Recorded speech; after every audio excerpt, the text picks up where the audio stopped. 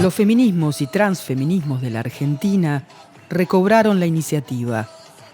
Podríamos decir que el sujeto político de la masiva marcha antifascista del 1F fueron los cuerpos y las vidas precarizadas. Este es un momento muy bisagra y muy distinto porque hubo una reacción espontánea donde mucha gente se siente convocada. Nosotros somos de General Rodríguez, un grupo de docentes jubilados. Nos llamamos Laura Bonaparte, Salud y Derechos Humanos. Junto a las organizaciones LGTBQ+, marcharon jubilados, estatales, científicos, migrantes.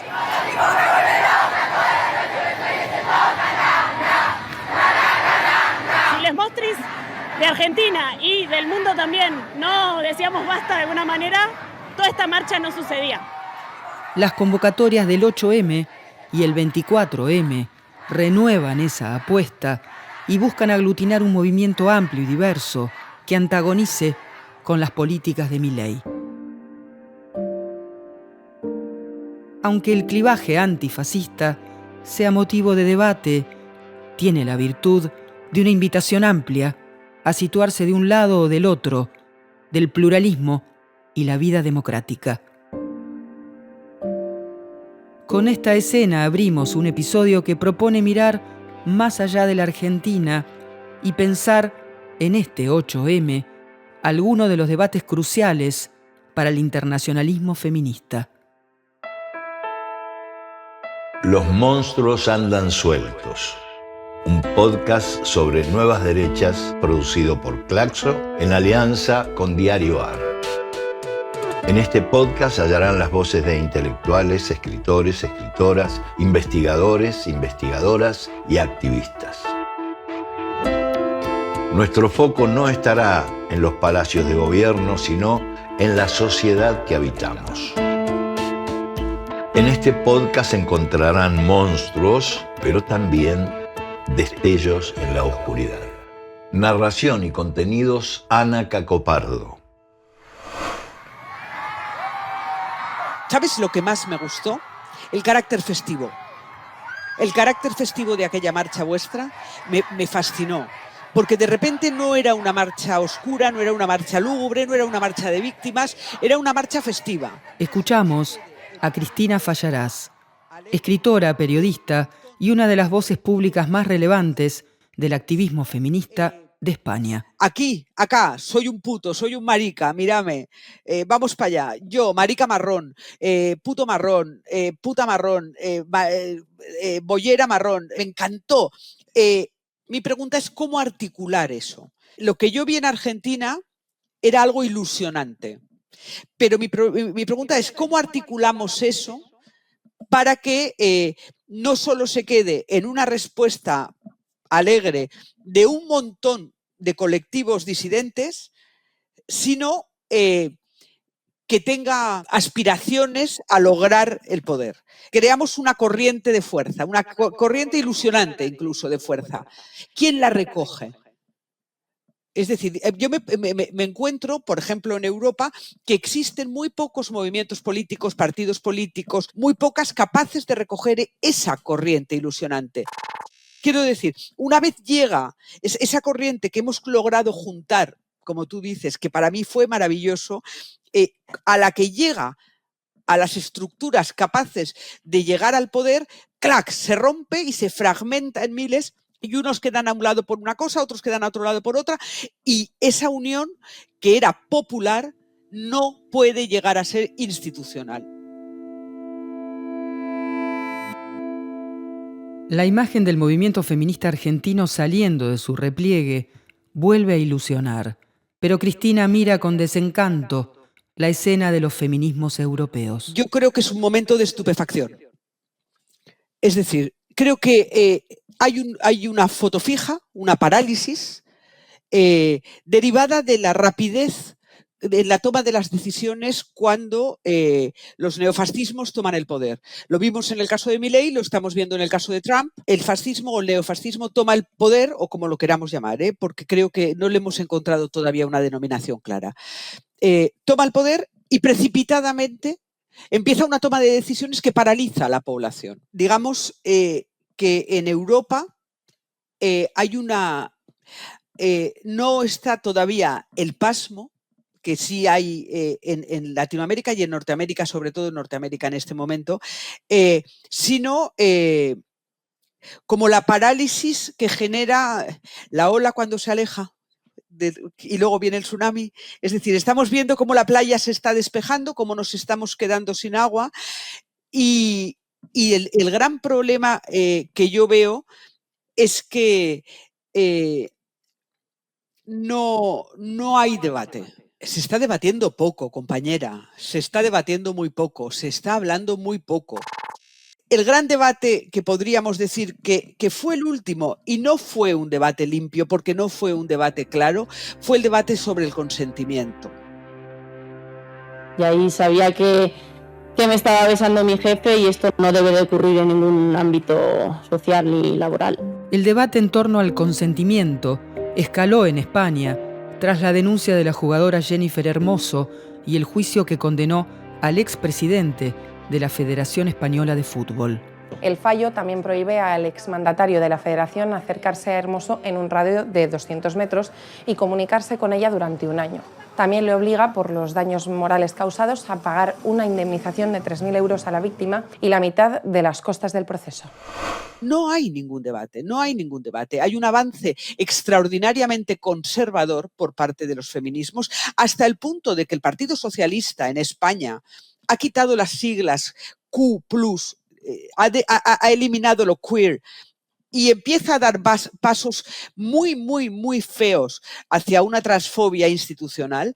Esto está sucediendo en este momento desde un gobierno que es socialista y que es un compendio, se supone que de izquierdas. Imaginemos lo que se viene, porque lo que se viene es la ultraderecha en España. No veo que haya un debate, veo que nos encallamos en el debate sobre el consentimiento, que fue el último gran avance, sobre todo legislativo, en el Estado español. Y ahí se paró el debate. Y en este momento hay un silencio espeso que a mí me genera un vértigo tremendo. Las voceras del feminismo supremacista no hablan en nombre de todas las mujeres, sino en nombre de su propia ideología, que es una ideología totalitaria y, por cierto, también suicida. Escuchamos a Santiago Abascal, líder de la ultraderecha nacionalista española. De raigambre católica y franquista, Vox polarizó la escena política española atacando a los feminismos. La ley trans lo que hace es corromper a los niños más pequeños en los colegios, porque entran los activistas a contarles cosas que los niños no deberían conocer. Es una ley que confunde a los adolescentes en el momento más complicado de su vida. De la misma manera que toda la extrema derecha de los países europeos tiene su gran pico cuando empiezan a hablar de inmigración sin complejos, Vox, en cambio, tiene su gran pico cuando empieza a hablar contra las feministas, no contra el feminismo, contra las feministas sin complejos y contra el género sin complejos. Hay que tener en cuenta una cosa, Vox es un partido católico y España es un país católico y la dictadura franquista fue católica, con todo lo que el catolicismo tiene contra la mujer. El castigo contra la mujer lo asumen, pero además asumen la impunidad. Cuando una sociedad hace la transición de una dictadura a una democracia y deja impunes a los criminales, en esa sociedad permanece la idea de impunidad como un premio. Y Vox se basa en la impunidad.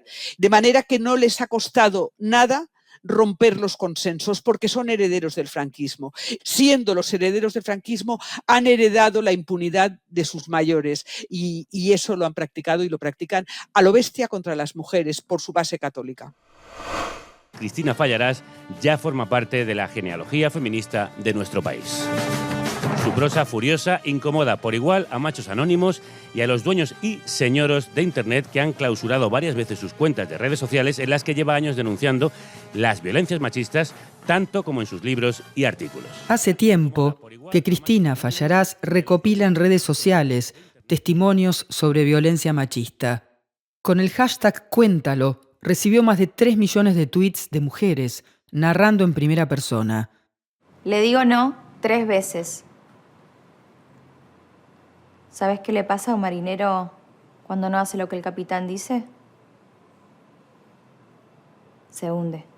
Con el hashtag Se acabó, continuó esa experiencia en Instagram. Este martes conocimos una publicación anónima de Cristina Fallarás, y a raíz de esa publicación, desde Sumar, comenzamos una investigación, le pedimos explicaciones al propio Íñigo Errejón y eso es lo que hoy ha desembocado en su dimisión. En octubre del año pasado, varias denuncias difundidas en su cuenta forzaron la dimisión de Íñigo Errejón, ex líder de Podemos y portavoz de la coalición Sumar.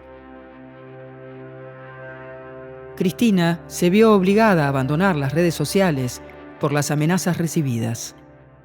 La idea de la clandestinidad te da el peso de aquello a lo que nos enfrentamos. Para que tú te hagas una idea, yo tuve que dejar Madrid, tuve que irme y tuve que pasar a vivir más o menos al margen por problemas de seguridad personal y física. El avance de la extrema derecha no es suave en España. Y y en Europa tampoco. Y hay una parte que es radicalmente violenta. Yo en su momento dejé la red Twitter, cuando se llamaba Twitter todavía, por un análisis básico, que es valorar si la efectividad que tiene y el daño que tiene merecen la pena. A ver, yo he vivido amenazada de muerte durante años. Entonces, vale, ¿merece la pena? No, no merece la pena. Vamos a buscar otros espacios. Vamos a buscar otros espacios donde además el pensamiento sea posible.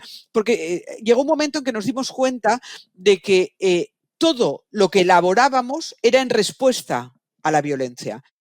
Mientras sigamos elaborando solamente en respuesta a, la imaginación no tiene posibilidad, no tiene espacio. Entonces, el apartarse de la violencia en realidad lo que hace es darte un pequeño espacio de respiro para imaginar otros mundos, que es cuando podemos volver la mirada, mirar a Latinoamérica y de repente, ostras, descubrir unos movimientos ligados al ecofeminismo bastante interesantes que acá no nos habíamos planteado. ¿Puede pensarse un proceso emancipador ignorando las luchas y las herramientas teóricas que construyeron los feminismos? ¿Por qué el progresismo fracasó en proponer modelos alternativos de masculinidad? Cristina interpela a los varones de su generación y se entusiasma con el internacionalismo feminista. El internacionalismo feminista es la única fuerza política, universal y solidaria capaz de plantar cara efectivamente al neofascismo. No hay ninguna otra fuerza articulada globalmente. Estamos viendo cómo el neofascismo es un movimiento global, no es un movimiento nacional ni estatal, no es un movimiento local, es global y se mueve de forma global. Solo un movimiento global, articulado de forma solidaria y que sea universal, es capaz de plantarle cara. Y ese movimiento solo es el internacionalismo feminista. En este momento no existe otro movimiento en el mundo como el internacionalismo feminista. Ahora, tenemos que plantearnos desde dónde queremos plantarles cara. ¿Desde dónde y cómo? Porque no vamos a tener a los compañeros al lado. Y esto es una cosa que nos tenemos que tatuar en el pecho. O por lo menos acá lo tenemos claro. A los compañeros no los vamos a tener al lado, porque no han salido con nosotras cuando hemos salido a plantar cara al fascismo. Lo cual es desesperante. El triunfo de Donald Trump sorprendió a quienes creían que el voto femenino podía cambiar las cosas. Las tendencias indican que los varones jóvenes son cada vez más conservadores y las mujeres cada vez menos. Y aunque podríamos pensar que este es un fenómeno local, porque 8 de cada 10 jóvenes que votaron a Javier Milei son varones, esto pasa en todo el mundo. En este momento los varones menores de 30 años votan a la extrema derecha en toda Europa y en España los menores de 25 la convierten en la fuerza más votada, no en la segunda para pactar con ellos, en la más votada. En este momento hay un avance en el caso de los varones jóvenes hacia la extrema derecha de forma avasalladora, así como las mujeres jóvenes están mirando hacia la izquierda y la extrema izquierda. Bien, eso no es un problema de los feminismos, es un problema de los varones. De la misma manera que nosotras llevamos años, décadas, estudiando, formándonos, invirtiendo nuestro tiempo, de la misma manera que lo hemos hecho siempre, sin remunerar, para estudiar y formarnos en cómo construir esa sociedad, y dejamos un legado a las que vienen, los varones de mi generación, yo tengo en este momento 57 años, los varones de mi generación y alrededores no han hecho ese trabajo, y al no hacer ese trabajo han desatendido sus responsabilidades a la hora de dejar en herencia una manera de transformar la sociedad a los varones jóvenes, que en este momento viran hacia la extrema derecha porque es lo único que les da una idea sólida de macho victorioso. Bien, no permitiré que esto sea algo que nos achaquen a los feminismos. Este es una mala praxis y una responsabilidad atroz de los varones mayores que no han sido capaces de hacer el trabajo necesario para que los varones jóvenes hereden unos modos, una nueva mirada sobre las relaciones humanas y los derechos humanos en nuestra sociedad.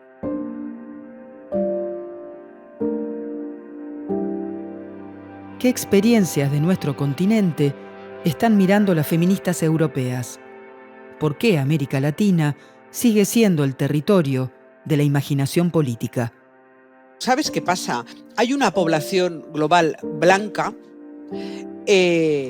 exhausta, donde tengo una sensación de aridez. Hay una aridez en la civilización blanca, por llamarlo de alguna manera. Es decir, para mí Europa es un lugar residual del mundo en este momento. Creo que debemos encontrar lugares de expansión hacia espacios mentales no trabajados. Lo que tenemos trillado no va a dar más fruto. Buscar esos espacios a mí me interesa muchísimo. Me interesan los movimientos indigenistas, me interesan los movimientos ligados a la ecología. La maternidad no ligada a la estructura heteropatriarcal, sino la maternidad ligada a la autonomía de la mujer con su cuerpo, la comunidad, la idea de comunidad ligada a la tierra es para mí lo más importante. Eso no va a darse en Europa. Te digo cosas a las que me voy agarrando y que voy comentando con las compañeras acá de lo que vemos en Latinoamérica, porque por otra parte nuestro referente era Argentina, y Argentina da mucho miedo. Y tengo que decirte que el movimiento feminista argentino fue el que inspiró al movimiento feminista acá. Los monstruos andan sueltos. Un podcast sobre nuevas derechas. Producido por el Consejo Latinoamericano de Ciencias Sociales en alianza con Diario AR.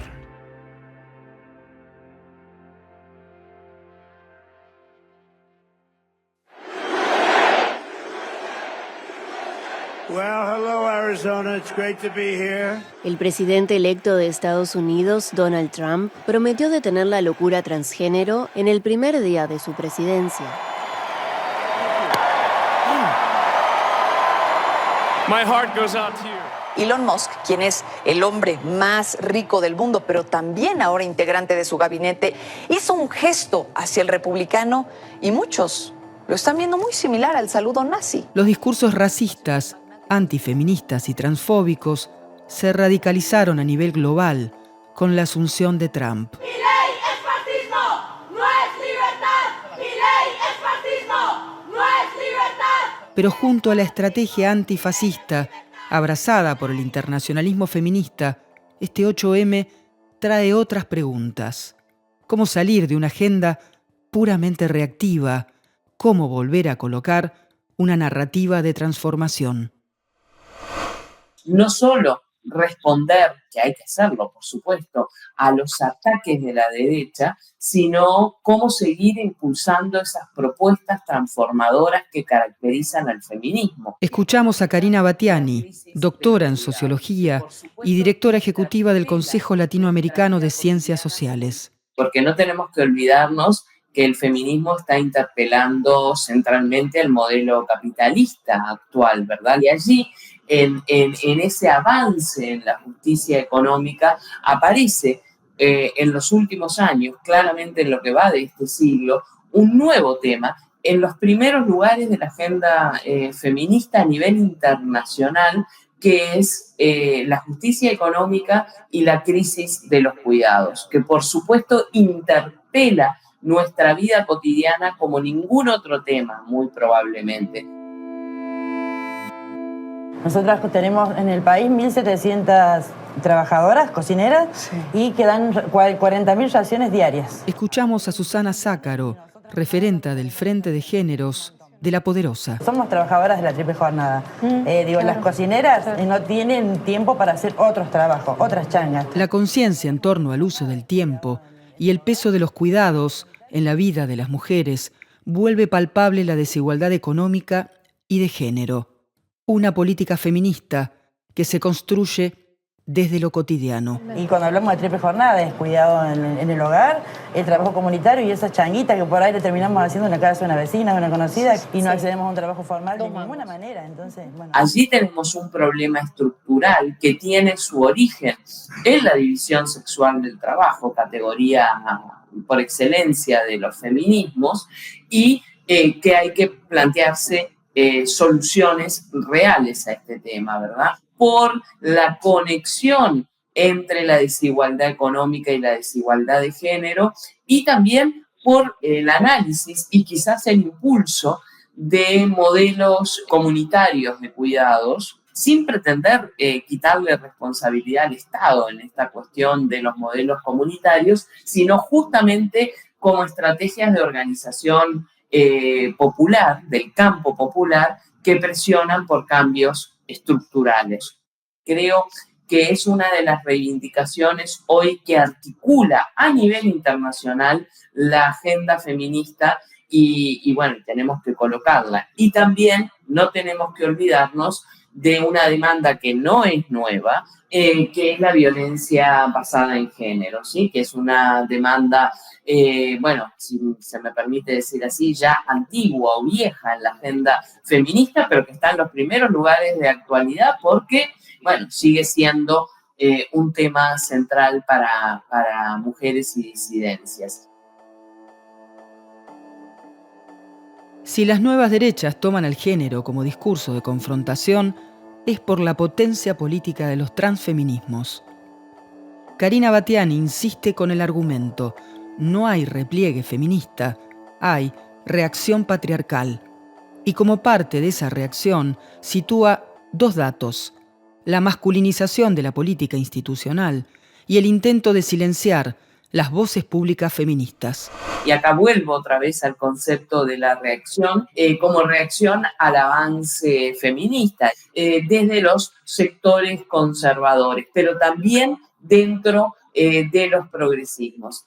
Por esta idea del feminismo como una amenaza y como una amenaza concreta a los liderazgos políticos masculinos, pero también tienen mecanismos que son muy preocupantes y que los vemos, digamos que en aumento, en crecimiento, ¿verdad? Que es la voluntad justamente de disciplinar a las mujeres en la política, es decir, aquellas que eligen el campo de lo político como campo de acción. Bueno, hay un intento muy fuerte, ¿verdad?, de disciplinamiento por medio del ejercicio de la violencia política y por medio del escrutinio al que son sometidas constantemente esas mujeres que están en el campo de lo político. Y esto va desde medidas que pueden ser muy visibles, como la violencia política, justamente, violencia política en distintos campos, también en el campo de las redes y de redes sociales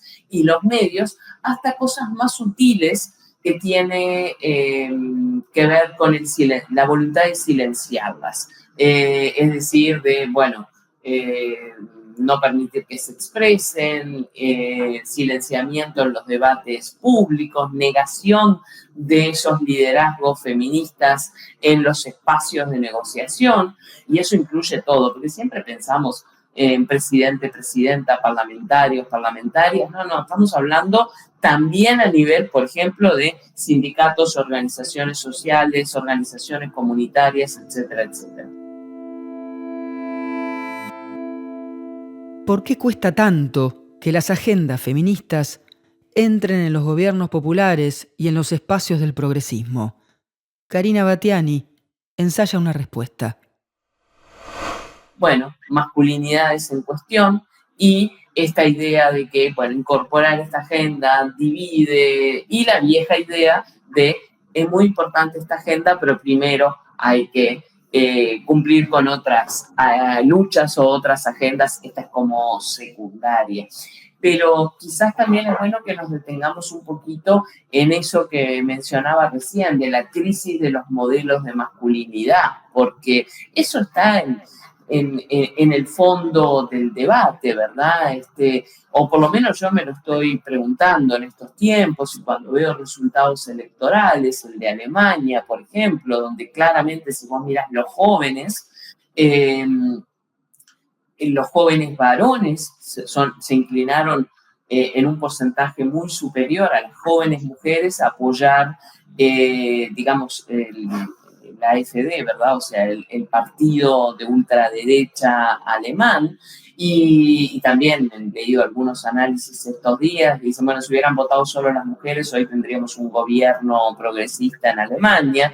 ¿Qué está pasando? Pasó aquí en Argentina también, ¿verdad? Con la elección de Milei. Bueno, yo creo que en el fondo es esto de la crisis de los modelos de masculinidad que el feminismo, bueno, ha interrogado y ha planteado como parte de su agenda. Y justamente los sectores progresistas quizás no han sabido responder adecuadamente a esta crisis con propuestas inclusivas. ¿Inclusivas de qué? Inclusivas de esos nuevos modelos de masculinidad. Y la extrema derecha ha sido mucho más eficiente, tomando ese malestar masculino con discursos que les son complacientes, discursos misóginos, antifeministas, etcétera, etcétera. El día de hoy les vamos a presentar todas las iniciativas que estamos enviando el día de hoy al Senado de la República para reformas constitucionales y a leyes para el apoyo y protección de las mujeres. Escuchamos a la presidenta de México, Claudia Sheinbaum. Una cosa es la igualdad de hombres y mujeres frente a la ley y la otra también son las características especiales que tenemos las mujeres. Entonces, por eso hablamos de igualdad sustantiva, porque hay que tratar también todos los derechos de las mujeres, a trabajo igual, salario igual. Me toca recorrer bastante América Latina y el Caribe y hay liderazgos que realmente emocionan y permiten construir la utopía. Por supuesto, si uno piensa en el nivel más visible o en el que todos y todas podemos ver en los medios y demás, hay liderazgos como, por ejemplo, la figura de Claudia Sheinbaum en México, ¿verdad? Que un país como México, profundamente machista y patriarcal, conservador en sus formas de concebir las relaciones de género, tenga hoy no una mujer, una feminista en el gobierno, electa por primera vez como presidenta de México, creo que tiene un simbolismo muy, pero muy potente para toda la región latinoamericana y caribeña y también más allá de la región, digamos, porque es un liderazgo que está siendo observado en todo el mundo. Pero a mí me ilusiona mucho más cuando recorro América Latina y el Caribe esos liderazgos más de corte, más de base, diríamos acá en Uruguay, más de corte territorial o comunitario incluso, de mujeres líderes en sus espacios y por eso me ilusionan, porque las veo en sus territorios, en sus comunidades, liderando y construyendo, haciendo política en muchos casos, pero de otra manera.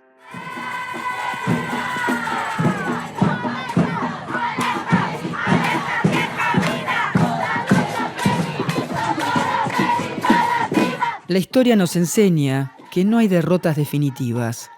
Hay un horizonte, siempre en disputa. Por eso en el cierre de este podcast, donde hay monstruos, pero también destellos en la oscuridad, Karina Batiani elige la marea verde.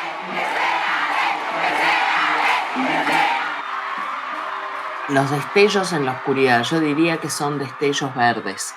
Yo creo que en este momento, como tú bien decías, muy, muy complejo, no tenemos que perder la perspectiva y tener muy presente la marea verde. Creo que ese fue un punto, y por eso lo reivindico en clave esperanzadora, que fue un punto de inflexión una propuesta colectiva de articulación política, una expresión de movilización social y una expresión de construcción simbólica impresionante en toda la región.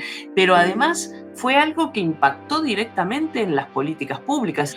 Pensemos en la ley de IVE justamente en Argentina y en otras ciudades y países de América Latina a partir de este impulso de las mareas verdes, que además reivindican algo que para mí es central recuperar en estos tiempos, y es la calle como un espacio político y lo cotidiano como un espacio político. Y esa marea verde como expresión de todo eso, de esa posibilidad de organizarse y colectivamente torcer el rumbo. Hay que torcer el rumbo. Este rumbo hoy que tiene Argentina, hay que torcerlo, hay que volver a torcerlo.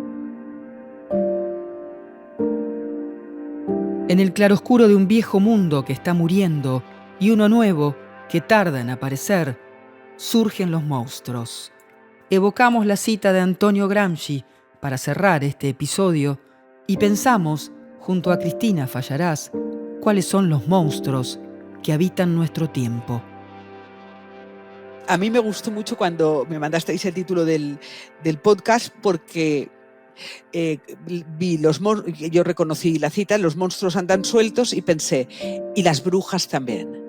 Aquí estamos las brujas, aquí estamos, compañero, aquí estamos las que no obedecemos, aquí estamos las que seguimos con nuestras pócimas y con nuestras vidas, aquí estamos las que nos frotamos contra el palo de la escoba porque nos sale del coño, aquí estamos. Y eso me interesó mucho, claro, es decir, de repente nosotras deberíamos, yo le doy muchas vueltas últimamente a la necesidad de retomar la idea de desobediencia. Debemos volver a convertir la desobediencia en un valor. La desobediencia es un derecho, y sin la desobediencia a esos monstruos, el monstruo se basa en la obediencia, el monstruo es Barba Azul que te encierra y tú no puedes abrir la llave. Bien, desobedezcamos el mandato de los monstruos como las brujas desobedecían todos los mandatos sociales. En lugar de hacerlo solas, hagámoslo en comunidad. Eso es lo que me resonó. Los monstruos andan sueltos.